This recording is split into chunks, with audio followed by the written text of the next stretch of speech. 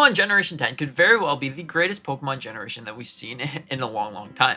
Now, it all starts off with this leak right here about the game being taking place in the Cyclades. And the Cyclades is a group of islands located in Greece. And you know what else is located in Greece? That's right, Greek mythology. Now, Greek mythology is very interesting for a Pokemon generation because every single Pokemon generation has to have a theme of some sort. So if you take a look at Pokemon Scarlet and Violet, you could probably guess what the theme for that game was. Past and future. Now also, Pokemon Sword and Shield. That theme was actually passed down the torch. Like if you look at Leon, he passed down the torch to his younger brother, which is Hawk. So overall, that is pretty cool. Also, you can do the same thing for Pokemon Sun and Moon. Now this is a journey of friendships. So if this is true, well then Greek mythology could very well be a Pokemon theme. Now, not only that, but okay, so the gym leaders as well. So we're going to start off here. So if you take a look at this right here, gym leader of motherhood. Now, what does this actually consist of? Well, there's also conveniently a Greek god of motherhood, which is Leto. So that right there is pretty interesting, but we're not done here. If you go by the same leak, of course, well, you also see a gym leader of traffic, a gym leader of justice, a gym leader of theater, a gym leader of music, a gym leader of wisdom. Now, you could all say that these all persist into different Greek gods, which is very, very true. So, if you take a look at, for example, the Greek god of justice. Now, do you know what that is? It's the one and only Zeus. So this is very, very interesting to me. I think that the next Pokemon generation will most likely be based around Greek mythology. And this also comes true with pretty much the internet style of Pokemon winds and waves. And you know where that codename originally came from. So if you take a look at this right here, the original codename for Pokemon Generation 10 was Gaia, K and N. K stands for cause, which is wind. And N stands for Nami, which is wave. Also, we know the box art legendary. So if you take a look at this right here, we got mascot legendary, which is horse with wings, pure flying type, and horse with fins, pure water type. Now, what does this refer to? So the horse with wings refers to Pegasus, the horse of Zeus. And also, if you take a look at this right here, the horse with fins is actually referred to Hippocampus. Now, I probably said that wrong, but it's Poseidon's horse. So that right there is really interesting, and it leads me to believe that we will be seeing some sort of Greek mythology. Now, also, if you take a look at what's going on right here, the evil team, Kratos. Kratos. I probably said that wrong, it's Kratos. But now, that is also a Greek god of precipitation, strength, might, and power. And what does an evil team in a Pokemon game usually want? That's right, usually they want more power or to rule the world. So this is a perfect representation of what's going on here. So if you still don't believe me that the game is going to be Greek god related, we know some of the Pokemon that are going to be taking place in this generation. If you take a look at this right here, so you can see that some of the Pokemon in the first area, we're going to be seeing a normal goat, a bug ant, a bug poison mosquito, also a Hoo-Hoo and a Noctowl with new evolutions, psychic / flying, electric Meowth, water / flying Kingfisher. So these are really, really interesting things. Honestly, I think that Pokemon Generation 10 will be Greek god related style of thing, Greek mythology.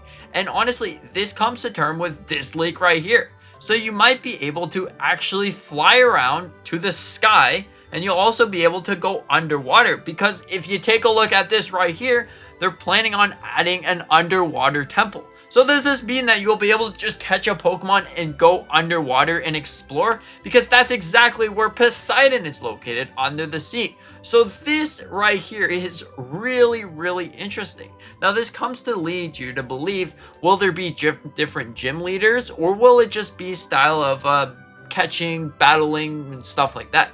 I think that there's going to be gym leaders. As you see here, you saw the leak about gym leaders are going to be taking place, and that probably either there's going to be different gym leaders, like Poseidon's going to be a style of gym leader. Well, not exactly the actual Poseidon. It's probably just going to be a gym leader, maybe a fish gym leader or something like that. But that would be really, really interesting. There's probably going to be teams located on what those Greek gods are actually going to be like. And I think that you'll be able to catch something from the sea and then train it up to be what you want it to be. And then ride along on that Pokemon, either going underwater, or if that Pokemon flies, well, then you can fly. That's probably why the box legendary Pokemon is either you want to fly, so you get the legendary Pokemon and you can fly around, or do you pick the water type legendary Pokemon? You can go underwater and you can see how the story evolves into what's going on there. Because also, this isn't the first time that you were able to actually go underwater or whatever.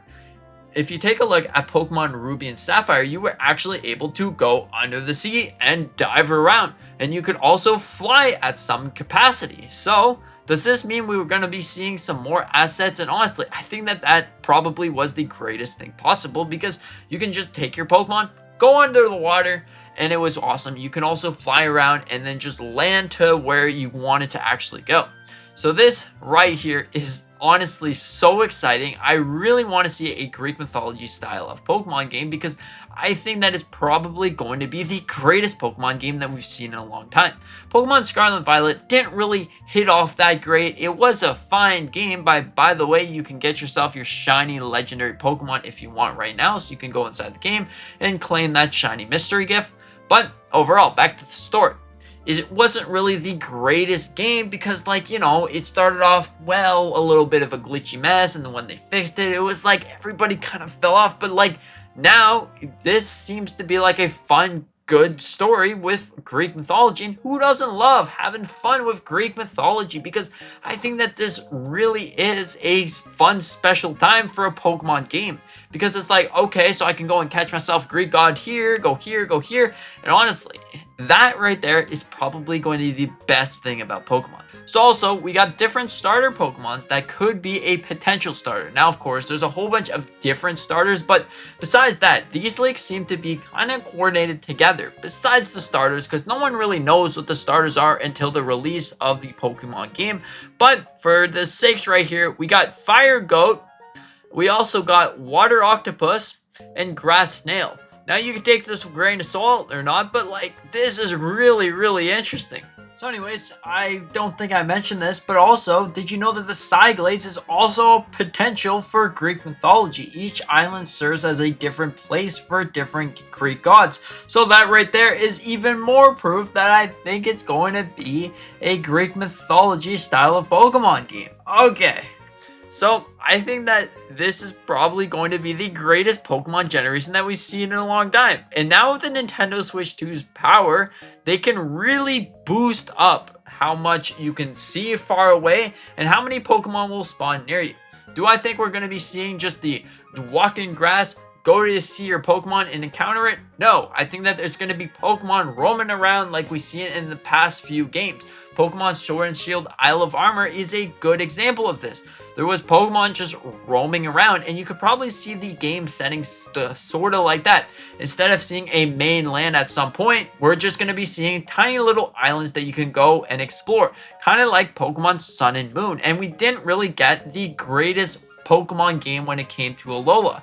So, is this them trying to make it up and say, hey, Island Adventure is coming back with Greek mythology? I think it is. I think that this is great. I love Greek mythology because it really is a unique story. It really is an interesting style of when you're playing Pokemon. Honestly, it's really cool. Greek mythology is cool. So overall, what do you think about this? Do you think that Pokemon Generation 10 is looking pretty good? Are you excited for Greek mythology Pokemon Generation? Or do you think it's kind of lackluster and it kind of sucks? I don't know. Let me know in the comment section down below. And if you like this video, consider to check out even more Pokemon videos. Anyways, thank you so much for watching. I hope you enjoyed, and see you in the next one. Have a great day.